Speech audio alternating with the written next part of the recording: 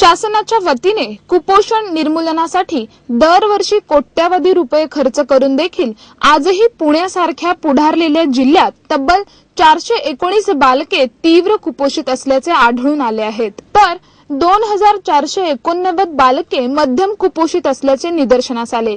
यामध्ये आदिवासी भागात पुणे शहरालगतच्या हवेली तालुक्यात सर्वाधिक कुपोषित बालके आढळून आली आहेत। कुपोषित बालकांची वस्तुस्थिती समोर येण्यासाठी गेल्या 2 वर्षांपासून वय, वजन आणि उंचीनुसार आता बालकांचे कुपोषण ठरविण्यात येते।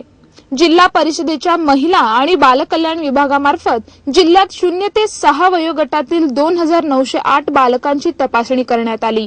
यात जिल्ह्यात 419 बालके तीव्र कुपोषित असल्याचे आढळून आली। शासनामार्फत या बालकांचे कुपोषण कमी करण्यासाठी प्रत्येक जिल्ह्यात बीसीडीसी केंद्र सुरू केली आहेत। यामध्ये कुपोषित बालकांना 21 दिवसांसाठी या केंद्रात दाखल करून घेण्यात येते। येथे अशा बालकांचे कुपोषण कमी करण्यासाठी आरोग्य अधिकाऱ्यांच्या मार्गदर्शनाखाली औषधासह पोषक आहार देण्यात येतो।